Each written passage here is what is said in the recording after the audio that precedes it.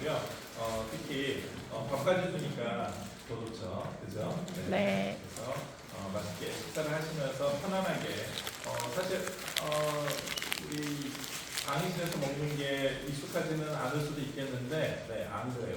우리나라만 이렇게 수업 시간에 엄격하고, 더군다나 샐러드 먹으면서 식사도 많이 하고요. 여러분 나중에 뭐 혹시 대학원 가는 친구도 있는지 모르겠지만, 대학원 가게 되면은 대학원에서도 보면은 뭐 식사하면서도 많이 수업을 하기 때문에 그거는 어떻게 생각하시는지 여러분들이 질문할 수가 있습니다.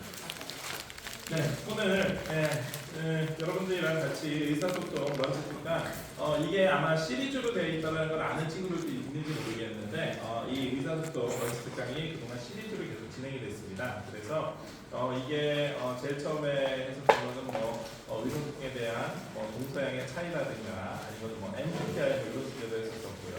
또 의사소통에 대한 개념 의미 이런 것도 했습니다. 오늘 런치 특강 마지막 회로 여러분들이랑 같이 할 내용은 조금 낯선 주제일 수도 있어요. 그런데 이제 제가 소개해드리겠습니다만은 전공이 경찰행정이다 보니까 이 사회 안전과 관련되어 있는 의사소통에 대해서 같이 한번 이야기를 해보려고 하겠습니다. 네, 진행이 그렇지 못한 점 사과를 드리고요.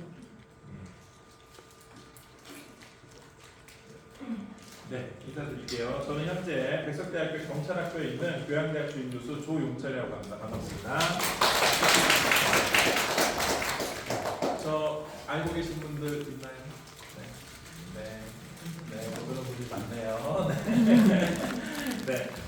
우리가 안전이라고 하면은 사실 여러 가지 안전이 있어요. 왜냐하면은 우리가 이미 중고등학교 때부터도 사실 안전과 관련돼서는 중고등학교가 아니라 우리 유치원 때서부터 안전에 대해서 많이 배웠기 때문에 안전에 대해서 우리가 누구보다도 특히 우리가 굉장히 안전한 나라이기 때문에 안전에 대해서도 이게 무슨 의사소통이 필요한가라고 생각할 수가 있겠습니다. 그런데 실제로 우리가 세상을 살아나가다 보면은 안전과 관련되어 있는 각종 시스템, 안전과 관련되어 있는 각종 상황들이 어떻게 보면은 굉장히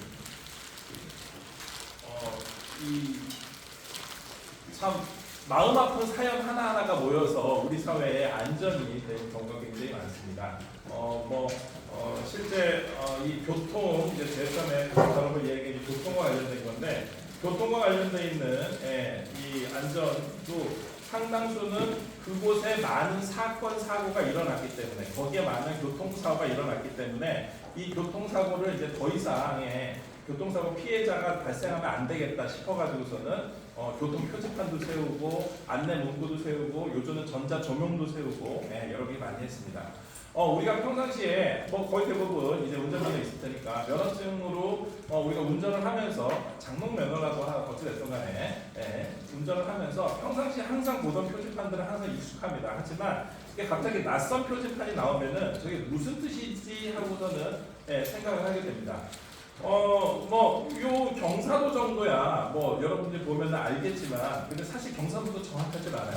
사람들이 10% 경사도라고 얘기를 하면은 이게 우리가 중고등학교 때 배웠었던 삼각자로 봤었을 때 한 10도 정도 되겠구나라고 생각하는데 실제로는 10도가 아니고 100m 거리에 10m 높이가 올라간다는 퍼센테이지, 도가 아니라 퍼센테이지이기 때문에 실제로 거리로 보면은 우리가 생각하는 도하고는 좀 차이가 납니다. 어찌됐든 간에 오르막이다 요 정도는 알 수 있겠고 바람이 많이 부는 곳이니까 주의해라. 얼마나 바람이 불까라고 하는데 저 표지판이 붙었다는 얘기는요. 지금 오늘 날씨는 괜찮지만 바람이 많이 부는 날 있죠. 꼭 태풍이 아니라 하더라도요. 특히 바닷가라든가 아니면은 산간에서도 보면은 이 내리막 지역이라든가 이런 데 같은 경우에는 바람이 불면은요. 특히 짐을 많이 실은 차들이 있습니다. 우리가 익숙하지 않은 차들. 그 외에도 제일 끝에 저거는 뭘까요? 저거는 제일 처음에는 차들이 저렇게 많이 앞으로 있을 거다. 그러니까 상습적으로 정체를 한다라는 평상시에 우리가 잘 보지 못하던 이러한 것들입니다. 그래서 이 표지판을 이렇게 만들어 놓는다는 거는 그 사회에서 말씀드린 것처럼 굉장히 많은 희생의 대가로서 표지판을 세우고 또 이 표지판을 빠른 시간 내에 누구든지 확인할 수 있도록. 왜냐하면 외국인 입장에서도 외국인도 운전면허를 따서 우리나라에서 운전할 수가 있잖아요. 마찬가지로 한국 사람들도 뭐 운전면허를 따게 되면은 운전면허 따서 외국에 나가서 운전할 수 있기 때문에 외국 표지판도 마찬가지로 뭐 누가 보든지 간에 한눈에 알아볼 수 있을 만한 그런 표지판으로 해서 만들어서 제공을 해주고 있습니다. 이렇게 되면은 사실 뭐 전 세계적으로 공통적으로 어떤 안전과 관련돼서는 계속해서 운전자들과 아니면은 시민들과 국민들과 어떻게 보면은 계속 이 메시지를 서로 주고받는다라고 봐야 되겠죠. 재밌는 표지판도 있는데요. 네, 난생 처음 보는 표지판인데 북한의 표지판들입니다. 네, 북한의 표지판들 같은 경우에는 스라는 얘기입니다. 네, 아우 세죠. 네, 북한은 셉니다. 네, 스라고 그냥 서라고 합니다. 자, 하지만 북한 사람들은 알아보겠지만 북한을 이용하고 있는 방문한 중국 사람이나 미국 사람 같은 경우에는 모르는 표지판일 수도 있겠죠. 그럼에도 불구하고 관심을 가질 수 있는 것은 빨간색 바탕에 뭔가 강력한 글자, 뭔가 좀 위험하다라는 요 정도는 세계 공통으로 알 수 있을 겁니다. 사실 도로 표지판 말고도 우리가 도로상에서 발견하고 있는 굉장히 많은 표지판들이 있는데 이 표지판들도 다 필요에 의해서 사람들하고 운전자들하고 의사소통을 하기 위해서 표지판으로 만들어놨습니다. 아무것도 아닌 것 같아도 여러분들이 경고속도를 이용하다 보면요, 경고속도로 상에 저 옆에 간단하게 숫자판이 있습니다. 네, 아무것도 아닌 것 같지만 저 숫자판은 실제로 사건이 발생했었을 경우에 교통사고를 알려주는 데 있어서 장소를 정확하게 찍어줄 수 있는 기점에서부터 몇 킬로 떨어졌다는 굉장히 중요한 정보예요. 여러분들도 혹시 스쿨버스 타고 가면 거의 대부분 졸겠지만 그죠? 우리는 잠이 항상 부족하잖아요. 하지만 눈을 딱 떠봤는데 왜 이렇게 길이 막혀? 교통사고가 난 것 같네? 내지는 그 앞에 고라니가 뛰어다닐 수도 있잖아요. 그죠? 그런데 만약에 거기에 112나 아니면은 도로공사 전화를 해가지고서는 저 표지판을 얘기를 해주면요, 누구보다도 빨리 와서 정확한 위치를 찾아서 합니다. 뿐만이 아니라 우리가 알고 있는 각종 뭐 도로상에 있는 다양한 표지판 말고 비행기를 이용할 때도 비행기에 탑승하자마자 제일 먼저 뭐부터 해요? 안전과 관련돼서 막 열심히 설명을 해주잖아요, 스튜어디스들이. 그런데 여기 아마 항공서비스 친구들도 있을 것 같은데 우리가 비상 상황을 한 번도 발생을 안 해봐서 그러는데 정말로 비상 상황이 발생을 하잖아요. 그러면은요, 그렇게 친절하던 스튜어디스 항공 승무원들이요, 승객들한테 굉장히 강한 어조로 반말을 하기 시작합니다. 그래서 그 자리에서 짐 버려, 통로로 이동해, 그리고 거기에서 만약에 같이 하지 않는 사람 같은 경우에는 강제로 강압적인 언어와 강압적인 목소리도 다 100데시벨 이상으로. 그래서 우리가 전혀 보지 못했던 상황들을 연출해서 합니다. 왜냐하면은 실제로 안전과 관련돼서 저런 의사소통 케이스들을 실험을 해봤겠죠. 실험을 해본 결과 평상시에 친절했었던 스튜어드나 스튜어디스가 강한 어조를 했었을 경우에 훨씬 더 사람들이 집중력이 있고 탈출 시간이 빨랐다는 게 증명이 됐기 때문에 역시 이러한 실험을 통해서 승객들과 항상 이 평상시하고는 다른 모습을 합니다. 우리가 잘 알고 있는 아이가 타고 있어요 스티커 있습니다. 하지만 실제 저 아이가 타고 있어요 스티커도 어떻게 보면은 운전자인 엄마 아빠가 직접 말을 못하는 상황일 때 안타깝지만 아이 먼저 구축을 해달라는, 심지어는 혈액형까지 써가지고 반드시 아이부터 먼저 구해달라는 메시지를 전할 정도로 이 안전과 관련돼서는 그동안 인류가 많은 시행착오와 많은 희생의 결과로 해서 특히 교통과 관련돼서는 제3자와 의사소통을 하고 있습니다. 사실 의사소통의 케이스 중에 이러한 사건도 있어서 여러분들한테 하나 소개를 해주려고 그러는데요. 컴퓨터가 잘 안 되다 보니까 솔직히 긴장되네요. 될지 안 될지.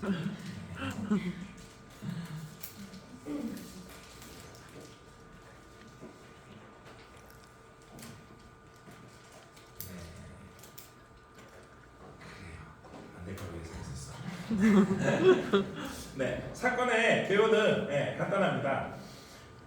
운전하던 운전자가 있었는데 운전자가 갑자기 뭐 뇌에 경색이 와가지고서는 갑자기 운전을 하던 운전자가 차량을 서게 됐어요. 그런데 같이 동승하고 있었던 사람들이 성인이라고 그러면 당연히 구조를 해주고 119에 신고도 해가지고서는 구급을 할 텐데 같이 타고 있었던 동반자가 어린 9살짜리 아이였습니다. 그러다 보니까 이 아이랑 통화를 했었을 경우에 아이 입장에서는 운전하고 있던 엄마 아니면 운전하고 있던 이모가 지금 현재 쓰러져 있는데 어떻게 해야 될지 설명을 할 수가 없잖아요. 그래서 이 112 신고를 받았었던 경찰이 그 지금 가지고 있는 스마트폰, 이 스마트폰을 영상 통화를 요청을 했습니다. 잘 아시죠? 초등학교 2학년짜리 9살짜리 꼬마도요 영상 통화를 포함을 해서 스마트폰 기능은 우리보다 훨씬 더 잘합니다. 그래서 바로 영상 통화로 아이가 전화를 했고요. 영상 통화를 통해서 이렇게 메시지를 그러면은 영상 통화했으니까 영상 통화로 자기 얼굴만 보여주지 말고 앞에도 한번 내다봐 줄래? 하고서는 요청을 정식으로 하는 겁니다. 그러면은 창밖을 이렇게 보여줬겠죠? 창밖을 보여주니까 이미 그 고속도로 상황을 잘 알고 있었던 교통경찰관이 위치를 정확하게 찾아낼 수가 있었어요. 이해하시죠? 자, 그러면은 결국 이런 상황이 되게 되면은 이제 그 다음서부터는 사람들이 이것과 관련돼서 안전과 관련돼 있는 각종 메시지, 안전과 관련돼 있는 의사소통할 수 있는 수단으로 뭘 생각하겠어요?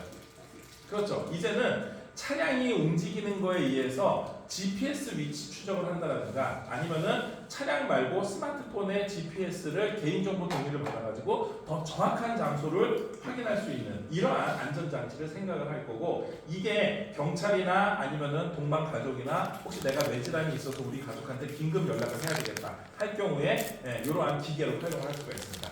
그래서 최근에는 이러한 이 교통안전과 관련된 있는 것뿐만이 아니라 혹시 여러분들 어렸을 때 어떤 친구들은 차고 다녔을 것 같기도 해요. 스마트폰이 아이가 너무 어렸었을 경우에는 이 초등학교 저학년 내지는 유치원 학생들한테 가방에 조그맣게 달아주는 이 액세서리 그래서 긴급할 때 누르는 신호가 있었습니다. 그러면은 호루라기 소리도 나고 이 기억나시죠? 가방에 달려 있는 거. 네, 그런 게 만들어졌고 또 아마 여러분들도 아마 포함됐을 거라고 생각되는데 가끔 보면은 좀 안타까운 사고 중에서 이 학생 통학용 스쿨버스 어렸을 때 여러분들 타고 다니던 태권도 차, 피아노 차 여기에 보면은 그 차 안에 갇혀 있다가 아이가 구출되지 못했었던 그래서 사건 사고 발생했던 게 있어서 요즘은 이 아이들이 움직이고 있는 이 승합 차량 안에는 모두 다 비상벨을 누를 수 있도록 안에 비상벨 장치를 다 따로 만들어놨습니다. 결국 다시 한번 말씀드리지만 이렇게 안전과 관련되어 있는 각종 시스템, 안전과 관련되어 있는 사람과 사람 간의 의사소통은 유언이든 아니면은 말이 필요하지 않는 무언이든 간에 표지판이든 간에 아니면은 이러한 통신 메시지든 간에 다양한 형태로 좀 안타까운 희생과 그동안의 시행착오를 통해서 지금까지 발전을 해서 현재의 사회 시스템을 유지를 하고 있습니다. 자, 그러면은 우리가 교통 말고도 실제 우리가 살다 보면은 다양한 안전과 관련되어 있는 시스템들이 있잖아요. 자, 예를 들면은 우리가 어렸을 때서부터 했었던 가장 대표적인 교통 말고도 안전과 관련된 것들은 보건, 특히 요즘 코로나 때문에 방역 관련돼서 안전과 관련돼서 많이 했습니다. 최근에 여러분들이 이 보건이나 아니면 방역과 관련돼서 안전이 가장 강화된 것 중에 하나는 여러분들 그 코로나 초창기에 벌써 다 잊어먹어서 기억이 안 나는데 마스크 구하기 굉장히 어려웠던 기억하세요? 그죠? 그래서 요일도 정했었고요. 자기가 알고 있었던 친한 약국에 가가지고서는 약국에서 겨우겨우 1인당 5장 이렇게 해서 구해오기도 했습니다.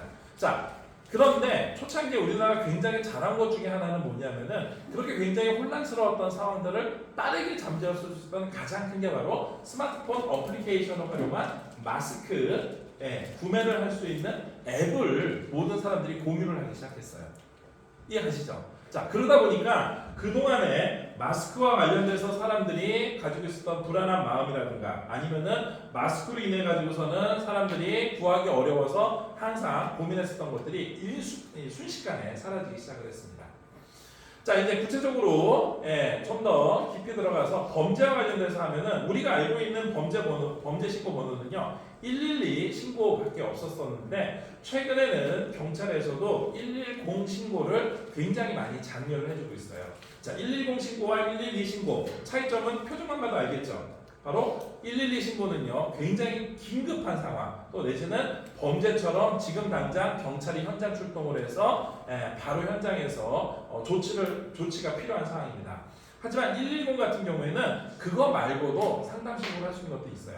우리 제일 처음에 말씀한 것처럼 여기는 항상 상습 정체 구간인데 시간대별로 항상 교통정리가 안 돼가지고서는 우리 백석대도 나가려면은 5시 반서부터는 도저히 이 불타기를 넘어갈 수가 없죠. 그래서 많은 학생들이 저 전동킥보를 통해서 학교를 빠져나오고 있습니다. 그럴 때 거기에 신호등 체계라든가 이런 것들에 대해서 요청을 하려면은 신고 상담 전화를 통해서 긴급하지는 않지만 경찰이 어떤 조치나 아니면은 이 새로운 서비스를 제공해줬으면 좋겠다라는 것을 요청을 할 수가 있습니다.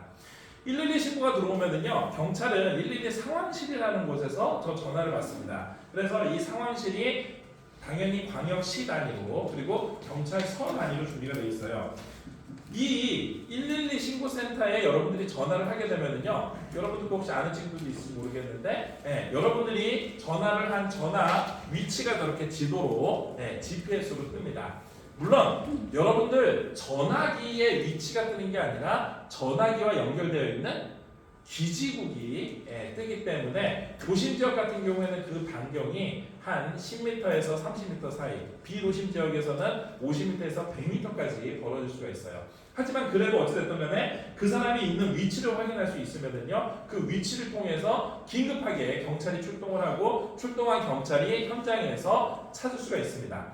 특히 비도시 지역에서는 요즘은요, 실종자 구조 같은 걸 할 때 드론을 활용을 하는 방법도 있고요, 여러 가지 방법을 통해서 최근에는 긴급하게 여러분들이 신고만 하면은 이 신고 받은 거를 바로 의사소통할 수 있도록 제공을 해주고 있습니다. 혹시 뭐 지금은 그동안은 코로나 때문에 사람들이 많이 돌아다니지 않았습니다만은 이렇게 연말이 되면은요, 술 마시고 버스 기다리다가 자기 안방이라고 생각하고 누워 계시는 분들 내지는 버스 벤치에 앉아 있는 분들 많이 있을 수 있습니다. 우리가 저분들을 직접 도와주기가 어렵다 하더라도 여러분들이 112 신고 한 번만 해주시면요, 이게 우리 사회를 다시 한번 말씀드리지만 안전하게 하는데 굉장히 큰 도움이 됩니다. 정말로 전화를 하면은 경찰이 5분 만에 오나 옆에서 내 버스 기다리면서 보시면은요, 경찰 5분 만에 옵니다. 요즘 경찰은 굉장히 긴급하게 출동을 하고 있기 때문에 거의 평균적으로 전국 평균에서 한 4분 나와요. 그러면은 도심 지역이면은 당연히 도심 지역에 5분 이내에 도착할 수가 있습니다. 아무리 길이 막힌다 하더라도. 왜 여러분들이 이 신고를 해주는 게 좋냐면은 당연히 저 사람이 저렇게 도로에 누워 있으면은 어둡기 때문에 차로 인해서 사고를 당할 수도 있고요, 범죄의 표적이 될 수도 있습니다. 그렇죠? 만약에 여학생이라고 그러면 더 위험할 수도 있겠죠. 그래서 제가 봤었을 때는 누군가 도움이 필요하다 그러면 여러분이 직접 아니면 직접 하기가 어렵다 그러면은 제3자를 통해 가지고서는 저 상황을 공유를 하고 함께 우리 사회 내에서 안전하게 할 수 있는 방법을 한번 소통을 해볼 필요가 있습니다. 우리가 직접 자살자는 막지 못하지만 자살 징후자를 알 수 있는 경우는 종종 있을 수 있습니다. 그러면은 경찰 입장에서도 누군가 자살 시도를 하려는 것 같아요. 그동안 가지고 있었던 종합적인 걸 봤었을 때 자살에 대한 우려가 있습니다 하면은요, 경찰이 현장에 출동해서 직접 상담도 하고요, 그리고 또 저렇게 다리에 위험하게 앉아있는 사람 같은 경우에는 구조하기에 앞서서 설득도 많이 합니다. 실제로 상당수의 자살을 하려는 사람들은 주변하고 단절돼 있어서 소위 말해서 주변하고 소통을 못했었던 사람들이 굉장히 많습니다. 그래서 경찰이 가서 구조만이 목적이 아니라 구조된 이후에 사회복지 서비스와 연결을 해주는 것도 우리 사회라는 시스템과 이 사람들이 소통할 수 있도록 많이 제공을 해주고 있습니다. 최근에는 우리가 범죄라고 얘기를 했었을 경우에 이런 경우도 있었어요. 이 자살자 우려가 된다고 해가지고 경찰한테 신고가 왔는데 경찰이 한번 신고를 받고 난 다음에 이 사람에 대해서 조회를 해보고 싶은데 전화번호만 왔을 뿐 이 사람에 대한 인적사항이 아무것도 없었습니다. 그래서 경찰 입장에서는 도대체 이 사람하고 소통을 할 수밖에 없고 신고자한테 연락을 하면 되겠죠. 신고자한테 연락했는데 신고자도 지금 이 당사자를 찾기 위해서 돌아다니냐고 전화를 안 받는 거야. 이랬을 경우에는 경찰에서는 이 자살 우려자하고 직접 접촉할 수 있는 방법이 없잖아요. 경찰에서 그래서 결론부터 말씀드리면 구했습니다. 네, 구했는데 구한 방법이 이 당시에 이 당시에 신고를 받았었던 경찰관 입장에서 어떻게 하면 이 전화번호 하나만 가지고 이 사람을 찾을 수 있을까 생각을 해낸 게 바로 카카오페이였어요. 카카오페이로 돈을 한번 보내봤더니 돈 받은 사람 이름이 뜨는 겁니다. 이해가시죠? 그래서 이름이 뜨니까 이름을 가지고서는 그 사람 전화번호로 확인을 하고 이 사람 전화번호 있으면 아까 말씀드렸죠? GPS로 가까운 기지국을 찾을 수 있고 가까운 기지국 찾을 수 있으면은 바로 경찰이 현장 출동을 해가지고서는 요 구조자를 구했습니다. 자, 그 다음부터 경찰의 시스템은 어떻게 바뀌었을까요? 네, 구조를 못하는 사람 내지는 연락이 안 되는 사람도 할 수 있도록 이제는 바로 그 사람의 핸드폰 번호만 알 수 있으면은 핸드폰 번호를 가지고서는 이름을 얻을 수 있는 시스템을 경찰에서 이 금융당국하고 얘기를 해가지고서는 들여왔겠죠. 이것도 일종의 희생이 아니고 일종의 사회의 노하우가 바뀌어서 새로운 소통할 수 있는 방법을 만들어냈습니다. 최근에는 이 얘기 여러분들 아마 들었을 거예요. 유퀴즈에도 나왔었던 이야기인데 112에 짜장면집 신고를 했었던 케이스입니다. 그래서 112에 이 신고를 받는 112 상황실에서 제일 처음에는 짜장면 신고가 들어와서 짜장면 주문이 들어와서 왜 짜장면을 주문하나라고 제일 처음에 경찰이 당황했는데 생각해봤더니 이 요구조자인 것 같아서 바로 남자친구한테 맞았는지 상황을 물어보고 짜장면집이랑 통화를 하는 것처럼 이야기를 하고 정확한 위치를 확인하고 난 다음에 거기에 배달원처럼 배달을 해서 현장에서 요 구조자를 구했습니다. 즉 우리가 실제 현장에서 경찰이라든가 아니면 경찰이 아니라 하더라도 여러분들한테 뭔가 그러니까 구조를 요하는 사람이 통화를 하는 경우가 있어요. 좀 마음 아프지만 단적으로 가족 중에 누군가 혹시 피해를 당했거나 아니면은 친구 중에 누군가 자기를 요 구조해달라고 요청하는 경우가 있을 경우에 위치를 파악을 할 수 있는 이러한 정보가 경찰한테 또 내지는 여러분들한테 굉장히 중요합니다. 최근에는 아예 신고 자체가 꼭 말을 해야 되는 의사소통이 아니라 사회 시스템 자체가 이제는 굳이 말을 하지 않고도 우리가 서로 의사소통할 수 있는 방법이 굉장히 많죠.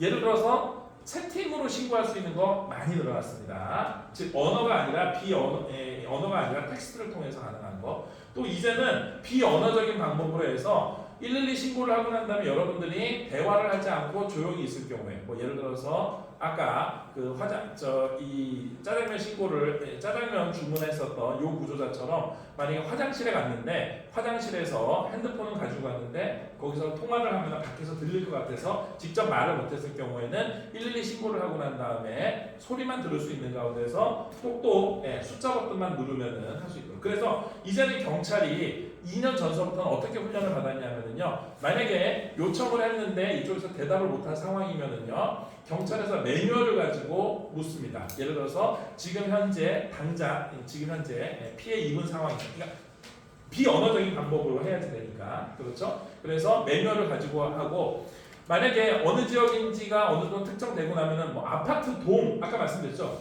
위치를 얘기해줘야 되는데 그래서 같이 지도를 펴놓고 난 다음에 직접 묻습니다.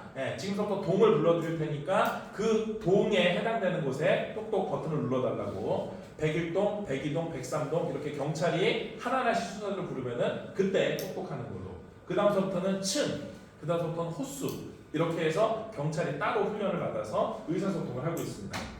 최근에 여러분들 우리 주변에 있는 다양한 사회 시스템 중에서 과거랑 비교를 해봤었을 때 과연 우리 사회가 안전하냐 안전하지 않느냐라고 조사를 해보면은 여러 가지 의견이 나옵니다.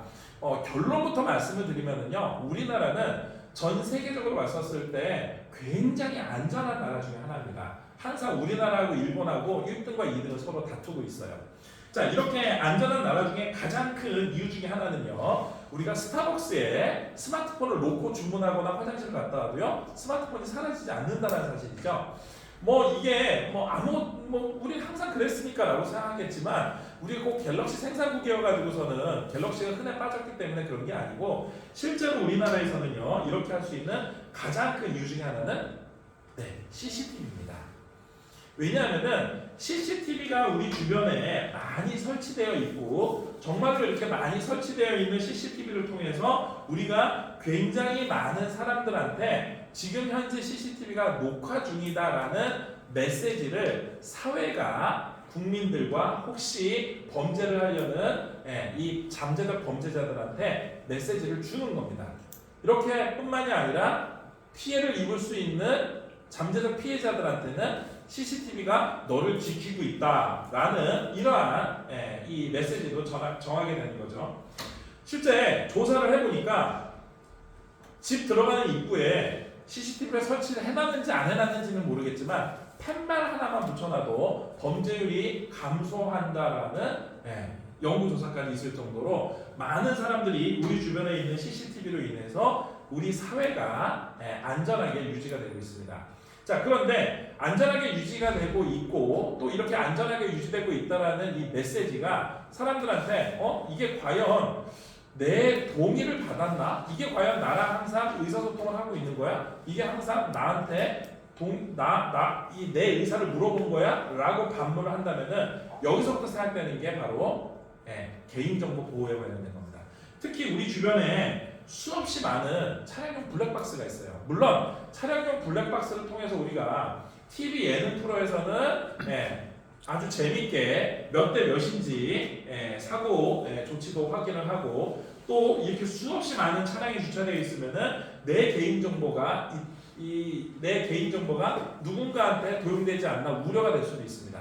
그런데 잘 생각해 보시면요, 우리가 어렸을 때서부터 우리는 사실 국가에서 그렇게 정했기 때문에 무조건 따랐지, 우리가 가지고 있는 개인정보 중에서 가장 중요한 개인정보라고 할 수 있는 신체정보인 지문을 이미 벌써 국가에다가 제출을 해놓은 상태예요. 그죠? 아마 여러분들이 아마 고2나 고3 때 만든 걸로 알고 있습니다. 그래서 범죄자가 아님에도 불구하고 대한민국의 모든 국민들은 지문을 국가에다가 제출을 해놓고 있습니다. 또한 이제는 성인들뿐만이 아니라 아이들도 실종 예방을 위해 가지고 이 개인정보를 국가한테 제출을 해놓고 있어요. 자, 그러면은 이 대목에서 생각하는 겁니다. 우리의 많은 촬영이 되고 있는 CCTV 아니면 우리가 직접 동의를 했는지 안 했는지 모르겠지만 지문 날인이라든가 심지어는 어린이들까지 해놓은 게 과연 국가가 나라는 개인이랑 함께 서로 상의를 해서 정말로 이게 의사소통의 한 일환으로 해서 했는가라고 여러분들이 물으신다면, 사람이 태어나서 죽을 때까지 국가라는 시스템이 여러분들을 지켜주겠다라는 하나의 약속으로 이 시스템을 유지를 하고 있습니다. 무슨 말씀이냐면요, 그럴 리는 없지만 혹시 주변에서 누군가 사망을 했는데 사망한 그 사망 원인이 불분명하다고 그러면은요, 국가에서는 그 사망 원인을 파악하기 위해서 전문 인력을 투입을 해서 그 사망한 사람을 부검을 합니다. 아니 사람이 연세가 많으시고 돌아가실 수도 있고 댁에서 주무시다가 돌아가실 수도 있는데 왜 그분을 꼭 유족들이 반대하는데 부검까지 해야 되지? 라고 묻는다고 하면은 앞서서 말씀드렸던 것처럼 사람이 태어나서 제점에 출생신고를 하는 주민등록번호가 생기면서 그 사람이 죽고 난 다음에 사망 원인을 확정하게 되는 그 마지막 순간까지 대한민국이라는 국가 시스템이 국민들하고 하나 약속을 한 거죠. 바로 대한민국 국민이라고 그러면은 출생서부터 사망까지 모두 다 국가가 책임지겠다는 뜻입니다. 이게 우리는 동의를 하지 않았지만 우리 선배 내지는 우리 부모 세대 또 내지는 우리가 얼굴도 보지 못한 사람들이 만들어 놓은 우리나라의 법 시스템이 하나의 모든 사람들이 물론 일부는 반대를 했겠지만 민주주의라는 시스템 내에서 다수결의 의사소통을 통해 가지고서는 시스템으로 만들어진 게 현재의 이 출생과 사망과 관련된 시스템이고요. 결국은 이 시스템을 통해서 우리 사회가 결론적으로는 굉장히 안전하게 유지가 되고 있습니다. 자, 그러다 보니까 이렇게 안전성을 유지를 하기 위해서는 결국 수많은 개인이 가지고 있는 의사표현이 굉장히 중요하고 그거 모아지는 게 중요해요.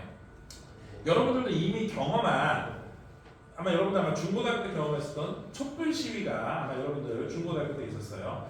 촛불 시위가 전 세계적으로 주목받았던 가장 큰 이유 중에 하나는요. 굉장히 많은 사람들이 모였는데도 대형 사건 사고가 발생하지 않고 아주 평화적으로 끝났다는 겁니다. 이거 자체도 하나도 굉장히 큰 메시지입니다. 왜냐하면은 국민들이 직접 민주주의로 의사표현을 하는데 그 의사표현이 아주 정의로우면서 안전하게 유지가 된다는 거예요. 이렇게 되면은 그 다음서부터는 무슨 일이 벌어질까요? 네, 저 시위를 하는 데에 이렇게 제일 앞에 아이들을 같이 나올 수 있다라는 하나의 메시지가 되는 겁니다. 이제는 유모차를 끌고도 시위를 나갈 수 있다라는 메시지가 되고요. 즉 많은 사람들이 함께 동참을 하고 많은 사람들이 서로 의사소통을 직접적으로 만나서 하지 않는다 하더라도 저 메시지, 저 사진, 저 보도 그리고 저런 사진 한 장 자체가 많은 사람들한테 굉장히 많은 의미를 주고 굉장히 많은 이 변화를 일으킬 수 있습니다. 예를 들어서 경찰이 그동안 과격하게 시위를 막았었는데 과격하게 막던 시위를 시민들이 먼저 가서 경찰관한테 꽃을 주거나 아니면은 이 시위를 진압하고 있는 최일선에 있는 이 전투 기동대한테 이렇게 먹을거리, 간식거리를 갖다주는 이러한 이 장면이 많은 사람들한테 공유가 되면은요. 그 다음서부터는 과거에 이 버스 차량에다가 이 당시에 스티커를 붙였었어요. 평화롭게 이 시위를 유지하자라는. 그런데 곰곰이 생각해봤더니 시민들 입장에서 누가 시킨 것도 아닌데 이런 게 공감대가 형성되고 서로 의사소통이 된 거죠. 저 붙여놓은 스티커 누가 띄울까? 최일선에 있는 쟤네들이 그 당시 전의경들입니다. 전의경들이 열심히 시위 진압을 하고 난 다음에 저녁에 들어가서는 쉬지도 못하고 다시 저 스티커 띄고 앉아있을 텐데 그러면 시민들이 그날 붙여주고 그날 떼자 해서 직접 떼기 쉬운 스티커를 만들어서 떼기 쉬운 스티커를 붙였다가 떼기 쉬운 스티커를 다시 떼서 회수를 해가는 이런 의사소통이 됐습니다. 결국 이게 누군가 시켜서 누군가 꼭 언어로 이야기를 해야 되는 게 아니라 그 이후에는 시위를 끝나고 난 다음에도 사람들이 청소를 하고 가니까 왜? 사람들이 시위 끝나고 나는데 시위 용품들을 누가 치우겠어요? 또 역시 마찬가지로 공무원이나 누군가 봉사자들이 치울 텐데 스스로 하자라는 게 공감대가 형성이 되니까 그 다음서부터는요 모든 게 일사천리가 되는 겁니다. 경찰 입장에서도 굳이 과격하게 할 필요 없죠. 이게 왜냐하면 하나의 메시지가 되고 하나의 커뮤니케이션이 되기 때문에 또 경찰뿐만이 아니라 모든 상황을 지켜보는 상황실 입장에서도요 오히려 안전하게 유지가 될 수 있도록 사람들하고 커뮤니케이션 할 수 있을 만한 계기가 됐습니다. 즉 우리가 안전과 관련돼서 의사소통을 한다 아니면은 우리 주변에 많은 CCTV가 있고 우리 주변에 많은 안전과 관련돼 있는 각종 뭐 표지판이라든가 아니면 메시지라든가 새로운 시스템들이 있다 하더라도 실제 이런 것들이 운용이 되는 데 있어서 굉장히 많은 사람들이 서로 조금씩만 양보하고 노력만 하면은 실제 굉장히 많은 부분에서 빠른 시간 내에 변화되고 빠른 시간 내에 정착될 수가 있어요. 가장 단적인 걸로 이거 마지막으로 한 가지만 말씀드릴게요. 최근에 지난주에 불꽃축제 있었었죠. 네, 우리가 3년 만에 이런 거 해보다 보니까 너무 흥분했어. 그래서 끝나고 난 다음에 뒷정리가 옛날에 촛불 시위할 때라든가 아니면은 옛날에 우리가 그 전에 시위 문화는 아니면 저런 축제 문화하고 좀 다른 형태로 벌어졌습니다. 제 생각에 이거는 어떻게 보면은 그 장면에 직접 참석했던 사람들 아니면 그 뒤에 뉴스를 봤던 사람들 등등등 많은 사람들 입장에서 이걸 보고서는 좀 느낀 게 많았을 거예요. 무언의 메시지가 됐을 겁니다. 그래서 아마 제 생각인데 올 연말에 저런 게 한 번 더 있어요. 불꽃축제뿐만이 아니라 뭐 예를 들어서 뭐 재활용처리 행사라든가 하면은요 가면 갈수록 이게 또다시 사람들한테 새로운 커뮤니케이션의 기회를 제공하겠죠. 우리가 안전하게 축제를 즐기고 안전하게 우리가 사회를 유지하려면은 이런 시스템으로 가면 안 되겠구나라는 것들이 무언의 메시지로 많은 사람들한테 의사표현이 되겠고요. 결국 그렇게 되는 게 말씀드린 것처럼 조금씩만 노력하면은 충분히 가능할 거라고 봅니다.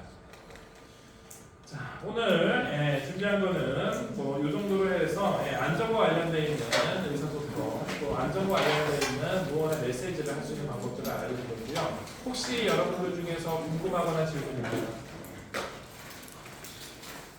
네. 뭐 혹시 질문 있으면은요 제가 여기 잠시 있을 테니까 개인적으로 궁금한 거 말씀을 해주시고 그 외에도 혹시 궁금한 게 있으면은요 우리 글쓰기 센터를 통해서 해주시면은요 언제든지 답변해드리도록 하겠습니다. 네. 여러분들 안전과 관련되어 있는 의사소통 조금씩만 우리가 노력을 하고 말씀드린 것처럼 연말에 축제 간다면요 자기 주변만이라도 깨끗하게 하면은요 분명히 그 다음번에는 분명히 내년 이맘때 하게 되는 불꽃 축제에서는요 훨씬 더 우리가 안전하게 주변 사람들과 함께 커뮤니케이션을 할 수 있도록 바랍니다. 그런 날이 빨리 오길 기대하면서 오늘 런치 특강 마치도록 하겠습니다. 감사합니다.